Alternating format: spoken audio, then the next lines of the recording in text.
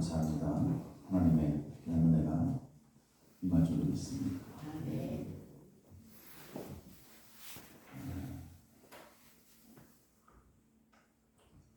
또 어제는 우리가 교회적으로 모든 성도들이 참 수고가 많은 하루였다 이렇게 생각을 합니다. 특별히 교육도 아님에도 불구하고 오셔서 일터는 거둔 그러한 귀한 손길 하나님께서 귀하게 보시고 크게 하나님의 축복이 가정에 임할 줄로 믿습니다. 우리 성도들도 마찬가지죠. 바자회 준비하느라고 다 애쓰시고 또 하루 종일 고생을 하면서 아주 하루를 보낸 것 같아요. 또 날씨도 참 좋았어요. 물론 조금 더운 감도 있었지만 오늘 그 비가 좀 쏟아지네. 우리 비 와요. 바자회를 축복하듯이 아침에 이렇게 서재에서 걸어오는데 비가 조금씩 떨어지더라고요. 아무튼 이 작년에 이어서 올해 한 바자회 물론 결산을 보고 있다고 하겠지만 작년보다 조금 수익은 더 나은 것 같아요.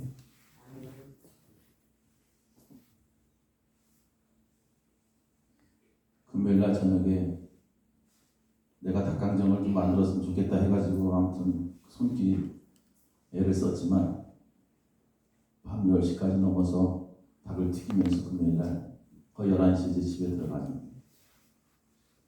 은서도 와가지고 왔다 갔다 애가 11시까지 10시까지 넘어서까지만 왔다 갔다 어디 주체를 못해서 의자에 앉아서 졸다가 또 여기서 자다가 내가 궁금했나 봐. 엄마한테 물어봐. 바자회가 뭐냐? 아니 바자회가 뭐냐고 물어봐요. 옆 사람한테 물어봐. 바자회가 뭐예요? 물어봐. 여러분 바자회가 뭐예요? 바자회 기껏 해고 바자회가 뭔지 모르냐?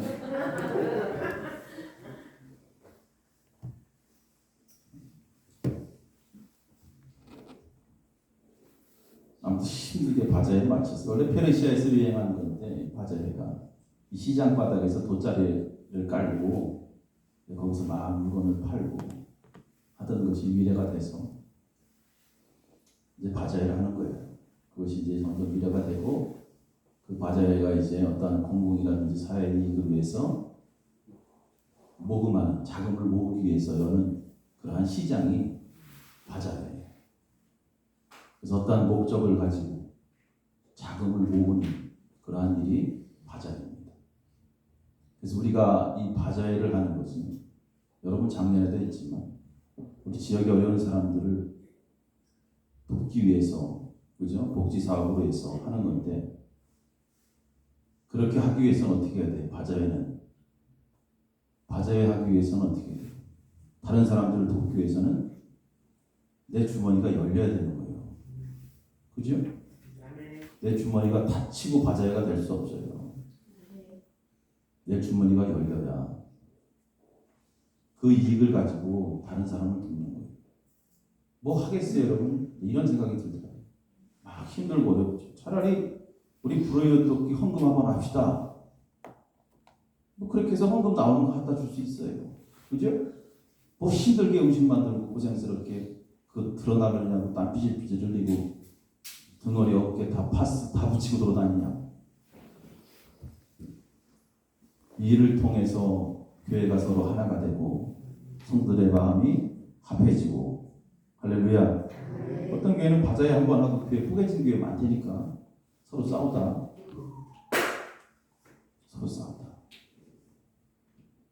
우리는 정확한 목표를 갖고 목적을 가지고 일을 하는 거예요. 그리고 실제로 수익이 창출이 돼야 돼요. 실제로 수익이 나야 되는 거예요. 바자회는. 그래야 우리가 이 목적한 바를 이룰 수 있는 거예요.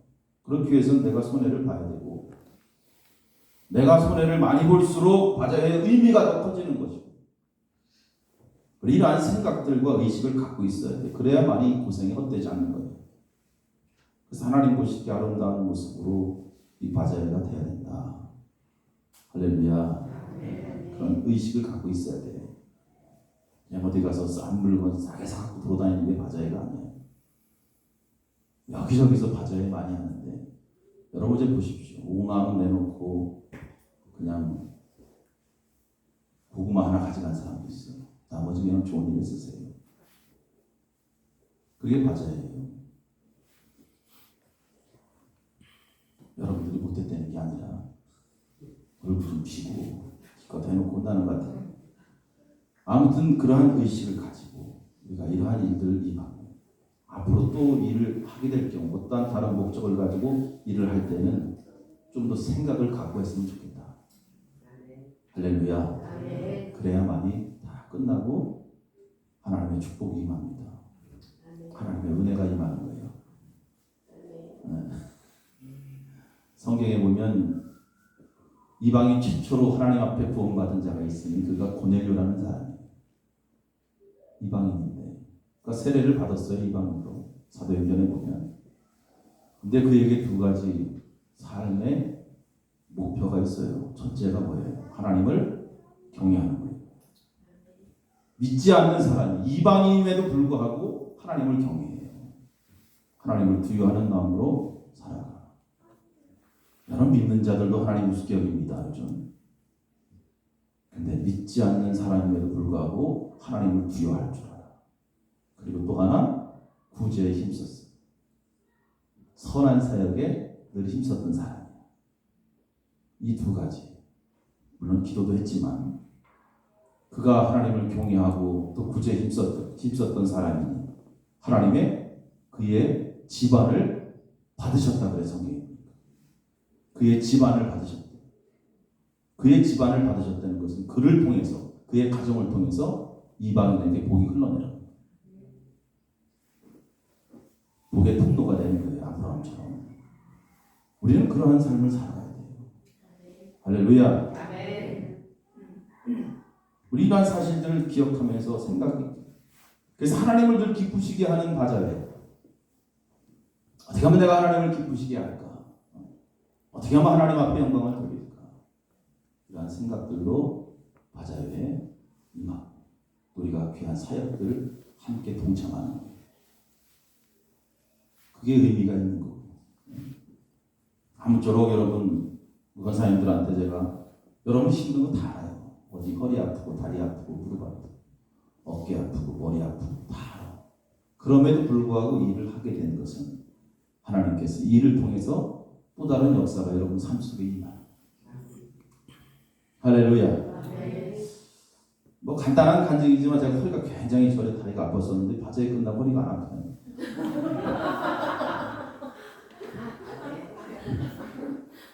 그렇게 물건 드러나면서 토요일 아침에 허리가 두둑거리더라고요. 그때부터 저리는 게 없어졌어요. 강단에 서 있으면 항상 저렸거든요. 어떻게 그래서 기도했어. 그 자리에서 하나님 이 바자회를 통해서 허리가 나은 줄로 믿습니다. 아직까지 안 아픈데 모르겠어요.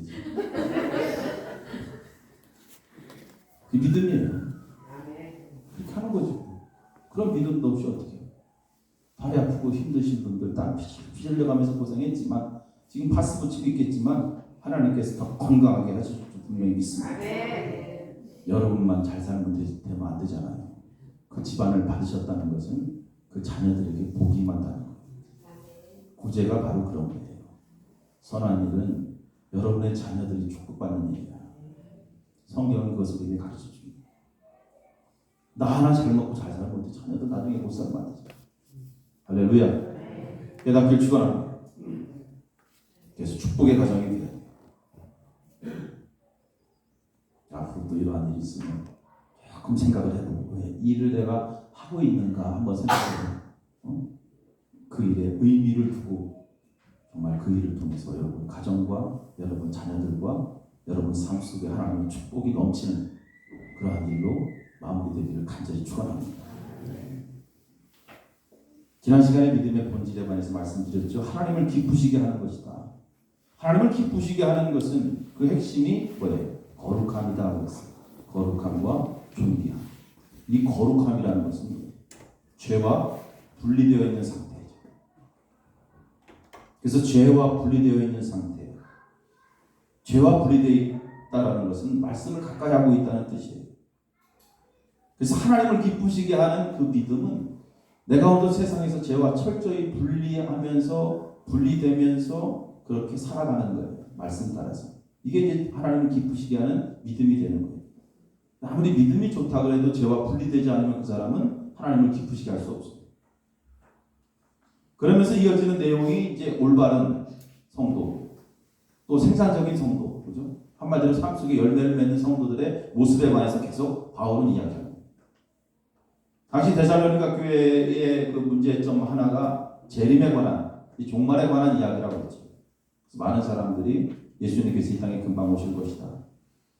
바로 오실 것이다. 이러한 생각들 갖고 있어요. 임박한 예수님의 재림. 그래서 그 임박한 예수님의 재림이 이 땅에 금방 오시기 때문에 그 삶에 어떠한 무질서가 막 일어나기 시작합니다. 뭐 예수님 금방 오실 텐데 하면서 삶이 좀 무질서해지는 그러한 경향들이 있었어요. 그래서 오늘 11절, 12절 내용으로 그들의 삶을 다시 한번 정리시켜줍니다. 그 내용의 핵심 뭐예요? 불필요한 행동을 하지 말고 조용히 살아가라. 지금껏 네가 믿음으로 살아가는 것처럼 그렇게 조용히 살아가고, 또 주님의 재림이 임박했다고 네가 하던 일 다 손에서 놓고 뭐 다 일 팽개치고 그렇게 살지 말아라. 그리고 네가 하고 있는 그 일을 최선을 다해서 하라. 데살로니가 후서에도 또 다루고 있는 문제입니다. 이거 참 중요합니다. 특별히 성도들에게 있어서 교회 안에 다른 사람 일에 자꾸 간섭하지 말라. 오늘 그 내용이 나오죠. 자신의 일에 최선을 다하라. 그래서 자꾸 다른 사람 일에 간섭을 갖기보다는 먼저 내가 맡은 일에 최선을 다하고 내 손으로 열심히 사역에 임하고 내 손으로 열심히 다른 사람들을 부양하고, 이것이 진짜 그리스도인들의 모습이다. 그러한 모습들이 결국 다른 사람들에게 뭐예요? 본이 된다는 거예요. 본이 된다. 본이 되는 거예요. 그래서 본이 되는 거죠. 이게 참 중요합니다. 이 본이 되는 것이 중요합니다. 이것이 교회의 부흥과 이어집니다. 다른 사람들에게 본이 되지 않으면 절대로 교회는 부흥하지 않습니다. 믿지 않는 사람들에게 본이 되어지는 그리스도인이 되어야 돼요. 이것이 전도입니다. 전도는 입으로 하는 게 아니에요. 전도는 이거예요. 그리스도인들에게 선한 증거들이 있어야 돼요. 따라합시다. 선한 증거. 선한 증거.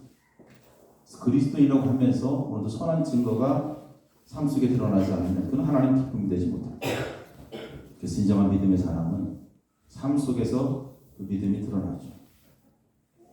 나로 인해서 언제나 하나님의 영광이 드러나야 됩니다. 교회만 다닌다고 다가 아니에요. 교회만 다니는 사람은 교인이에요. 교인으로 남지 않기를 바랍니다. 여러분, 교인으로 남지 않기를 바랍니다. 그러니까 군산 나사렛 교회 교인으로 남아서 안 돼요. 성도가 돼요. 믿음의 사람, 신자가 돼야 돼요. 믿는 자가 돼요. 교회를 다니면서 교회 문을 막는 자는 누구예요? 교인들입니다. 교인들이 교회 문을 막는 거예요. 내가 교인이 돼버리면 교회 문이 막힙니다. 선한 증거가 삶 속에 나타나지 않으면 교회 문이 막힙니다. 교회가 부흥되지 않습니다. 우리의 삶을 한번 가만히 돌아보십시오. 내가 신앙생활 하면서 지금 선한 증거가 또 다른 사람들에게 내가 본이 되어서 살아가고 있는지, 아니면 그냥 교회만 다니고 있는지. 그래서 우리의 신앙의 모습들을 한번 깊이 고민해 봐야 돼요. 고민해 봐야 돼요. 여러분, 이 말씀을 바울이 데살로니가 교회에 전하지만 오늘 우리 군산 나사렛 교회에 전하는 말씀을 우리가 들어야 돼요. 들어야 돼요. 그렇게 귀담아 들어야 돼요. 그래서 교회에 눈을 막는 교인이 되지 않고 세상에 나가서 선한 증거들을 드러내는 그러한 성도로서 살아나가요. 나 밟을 때 나의 이름이 들리는 거예요. 자, 그러면서 종말에 관한 이야기를 합니다. 종말에 관해서 죽은 자들이, 죽은 성도들에 관해서 이야기하죠. 사람은 때가 되면 다 죽게 되어 있습니다. 여기 안 죽으실 분 있어요? 금요일 날 여러분 탤런트 김수미 거기 보니까 집사라고 써있더라고요. 집사. 75세. 한년 75세에 소천했어요. 그 김수미 집사님은 저 어렸을 때부터 전원일기 때부터 봤잖아요. 일용이 엄마. 친근감이 있고 TV에 나오면 그렇게 재미있고 그래서 저도 이제 나름 팬이었는데 갑자기 죽었다는 이야기를 들으니까 마음이 좀 그렇다. 다 가는구나. 때가 되니까 다 가는구나. 근데 좀 젊은 나이에 죽었어요. 75세. 요즘 75세면 나이가 많지 않아요. 추억이 있었던 그 분이 또 군산 사람이죠? 네. 여러분들에게 더 깊은 의미가 있겠네요. 나 많지 않은 나이에 하나님의 부름을 받은 거예요. 갑자기 쓰러져서 죽었어요. 이렇게 사람은 때가 되면 다 죽게 돼 있어요. 누구나 죽게 돼 있어요. 여러분 당시 데살로니가 교회에도 예수님께서 이 땅에 오신다라고 사람들이 이야기하고 재림에 대한 그러한 이야기를 막 듣죠. 예수님의 재림이 임박하다. 이제 곧 오실 것이다. 근데 예수님의 재림을 보지 못하고 이렇게 죽은 사람들이 생기게 돼 있죠. 예수님의 재림을 보지 못하고 죽은 자들. 그래서 이들은 한편으로 실망한 거죠. 예수님 재림 빨리 오셨어야 되는데 그 전에 죽었으니 예수님의 재림과는 상관없는 사람이 되는구나. 저 사람들, 먼저 죽은 사람들. 주님의 재림 전에 죽었기 때문에 그들은 환난 속에서 고통 속에 살아 죽음 이후를 맞이하겠구나. 이렇게 생각을 했던 거예요. 그렇기 때문에 슬퍼하고 죽은 자들을 보면서 힘들어하고 괴로웠던 거죠. 그래서 바울이 이야기하는 거예요. 그들의 오해를 풀기 위해서 오늘 읽은 내용들이 그거죠. 13절부터 내용. 자, 이 사건을 이제 목회적 사건으로 풀어갑니다. 예수님께서 이 땅에 오시기 전에 재림하시기 전에 죽은 자들은 예수님의 재림을 놓친 자들이 아니다. 그렇지 않다. 너희들 물론 가족이 먼저 죽었지만 그들을 위해서 슬퍼하지 말라. 그래서 그들에게 슬퍼하지 말라라고 위로하고 그들을 격려합니다. 그러면서 하는 이야기가 뭐예요? 13절 보면 형제들아 자는 자들에 관하여는 이렇게 얘기합니다. 죽은 자들을 향해서 자는 자가 이렇게 표현합니다. 너희가 알지 못함을 원하지 않는다. 소망 없는 다른 이와 같이 슬퍼하지 않게 하려 합니다. 먼저 죽은 자들, 예수님께서 이 땅에 오시기 전에 먼저 죽은 자들, 그들을 향해서 자는 자들 이렇게 표현하죠. 자, 그리고 그들 때문에 슬퍼하지 말라. 소망의 근거를 제시합니다. 이 소망의 근거는 바로 예수 그리스도의 죽음과 부활입니다. 14절 말씀 우리가 예수께서 죽으셨다가 다시 살아나심을 믿을진대. 자, 이 믿음이 있는 자들에게 있어서 죽음이라는 것은 슬픔이 아니라 새로운 소망이 된다. 예수님께서 십자가에서 돌아가셨죠. 근데 돌아가셨지만 다시 사십니다. 할렐루야. 이것을 믿는 자들에게는 죽음이 슬픔이 아니라 소망이 됩니다. 그래서 바울은 여기서 예수 안에서 죽은 자들을 죽는 자가 아니라 자는 자다 이렇게 표현합니다. 자고 있다는 것은 뭐예요, 여러분?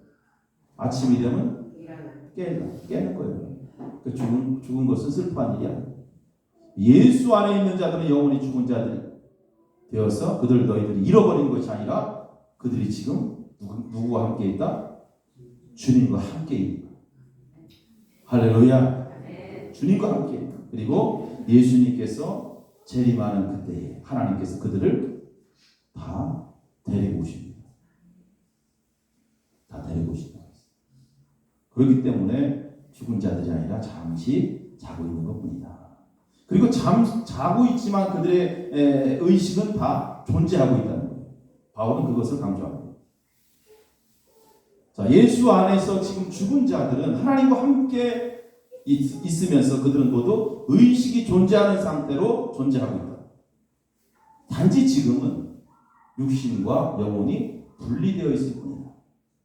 근데 예수님이 땅에 재림하시는 그날에 다시 영혼과 육신이 결합해서 하나님과 함께 이 땅에 오실 것이다. 마치 예수 그리스도께서 죽음을 이기시고 부활하신 것처럼 예수 안에서 죽은 자들의 그 몸도 다시 부활해서 변화됩니다. 예수님께서 부활하신 이후에 예수님은 인간과 똑같은 모습으로 이 땅을 사셨죠. 승천하시기 전까지 도마가 예수님을 의심했을 때 손에 못자국 난 손을 만졌죠. 예수님이 이 땅에 오실 때 다시 죽은 자들도 똑같이 그들의魂과 그들의 영과 육신이 새로 결합돼서 이 땅의 부활의 몸으로 다시 됩니다. 그렇기 때문에 먼저 죽은 자들이 슬퍼하거나 죽은 자들로 인해서 소망을 잃을 이유가 전혀 없다는 것입니다. 여기서 중요한 내용들이 이제 언급됐는데 특별히 부활의 순서에 관해서 이야기합니다. 특별히 올려지는 사건을 이야기합니다. 끌어올려지는 사건. 오늘 14절부터 17절 내용을 보면 우리가 주의 말씀으로 너에게 이것을 말하는 주께서 강림하실 때까지 우리 살아 남아있는 자도 자는 자보다 결코 앞서지 못한다. 그러니까 부활의 순서, 주님의 재림이 이 땅에 오실 때 다시 살아날 때 그 부활할 때의 순서, 이것은 살아있는 자들이 먼저 재림을 맞는 것이 아니라 죽은 자들이 먼저 재림을 맞게 된 것입니다. 그렇기 때문에 죽어있는 자들을 위해서 죽어있는 자들 때문에 슬퍼하지 마라. 자, 16절 주께서 오령과 천사장의 소리와 하나님의 나팔 소리를 치니 하늘로부터 강림하시리니 그리스도 안에서 죽은 자들이 먼저 일어나. 죽은 자들이 먼저 일어나는 거예요.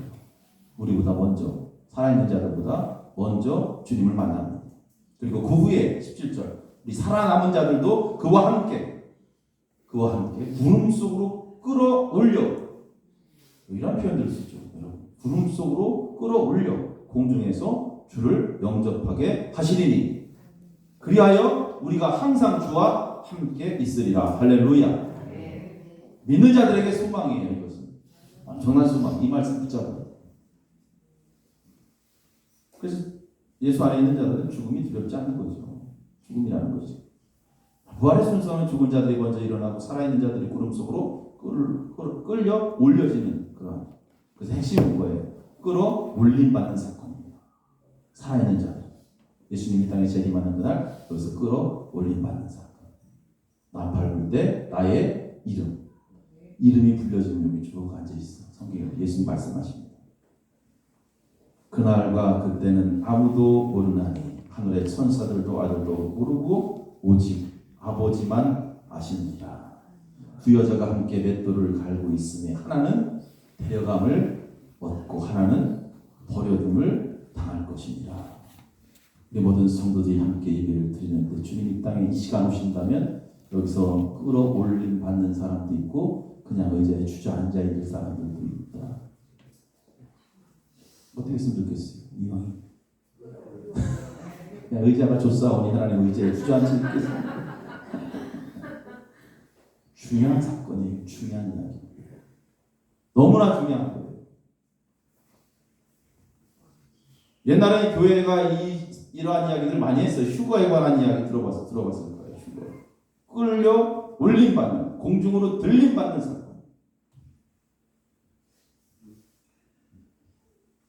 자, 세 가지 소리가 뚜렷하게 들립니다. 하늘에서 호령, 첫째 호령.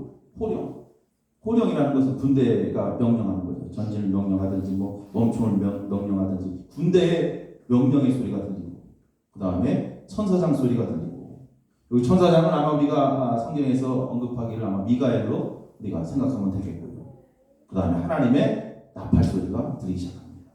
이 소리가 이 세 가지 소리가 오늘 바울은 이야기한 예수님의 재림의 상징, 징조다. 정확하게 어떤 소리인지는 언급하지 않지만 분명한 것은 이 소리로 인해서 주님의 재림이 실현될 것이다. 그래서 주님의 재림을 실현하는 소리다 라고 바울은 이야기합니다. 이 소리가 들리며 예수님이 땅에 오실 때 그리스도 안에서 죽은 자들이 그들의 영혼이 부활한 몸으로 다시 재결합하죠. 죽을 때 성도의 영혼은 의식을 가진 상태에서 주님의 임재 속으로 가고 그 임재를 누리는 것입니다. 그래서 우리가 알아야 할 것은 성경은 영혼의 부활만을 이야기하지 않습니다. 우리 육체와 영혼이 함께 결합되어집니다.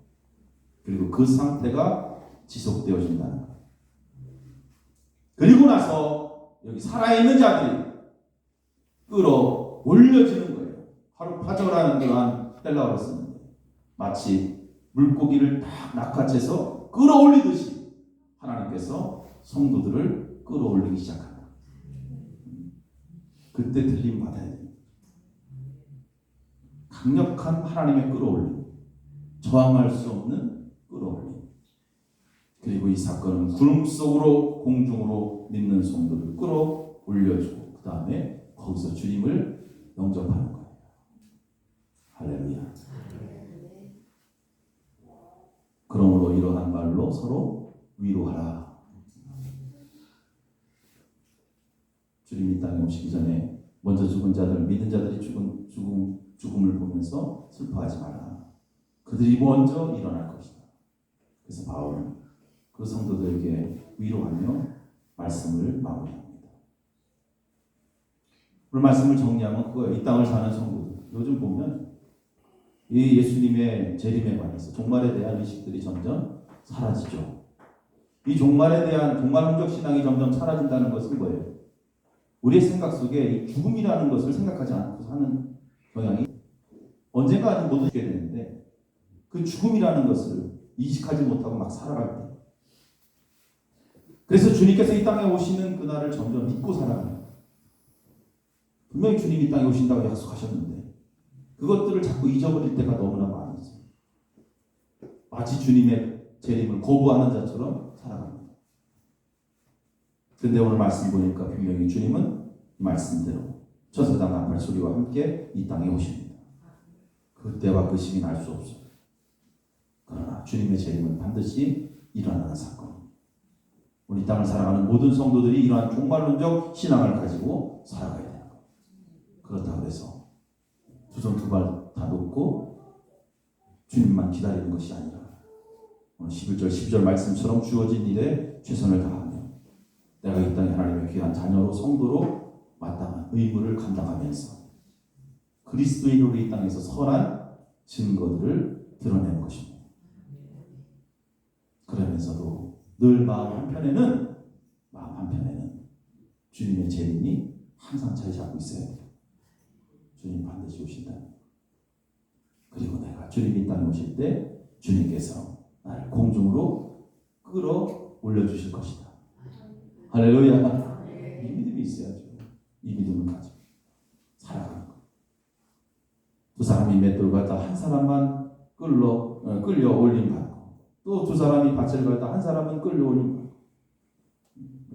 군산 나사렛 모든 성도들은 주님이 이 땅에 오시는 그날 다 끌려 올림 받는 축복 있기를 간절히 축원합니다.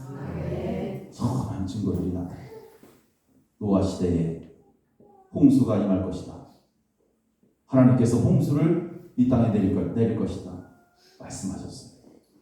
그럼에도 불구하고 주님의 심판이 임박했다는 것을 알았음에도 불구하고 그 말씀에 귀를 기울이지 않았던 모든 사람들은 다 물에 빠져 죽었습니다.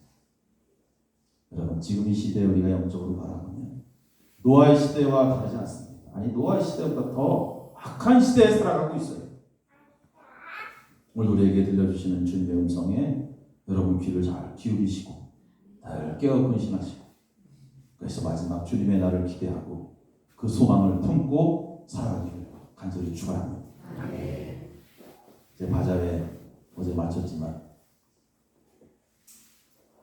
깜짝 놀랐어요. 벌써 1년이 지났구나. 벌써 1년이 지났구나. 깜짝 놀랐어요. 아 그래요 여러분? 작년 10월 28일 날 했어 바자회. 내가 물건 사러 가면서 그 집사님하고 이야기할 때 벌써 1년 됐네. 벌써 1년 됐네. 금방 됐네. 깜짝 놀랐어요. 그만큼 주님 오실 날이 1년 앞당겨진 거예요. 거룩함을 품고 죄를 멀리하십시오. 늘 주의 말씀에 귀를 기울이십시오. 주님의 재림 영광스럽게 공중으로 끌려 올라가는 은혜가 있길 다시 한번 주의 이름으로 축원합니다. 기도하시겠습니다. 하나님 감사합니다. 오늘 거룩한 날 귀한 말씀을 통해서 또 살아계신 하나님의 음성으로 나팔 소리와 함께 이 땅에 오실 주님을 늘 기대하며 고대하며 마라나타 주 예수 오시옵소서. 우리의 고백이 신실한 고백이 되어 영광스럽게 주님을 만날 수 있는 그날을 소망하며 살아가는 신실한 성도들 다 되도록 저들을 축복하여 주옵소서. 예수님의 이름으로 기도합니다. 아멘.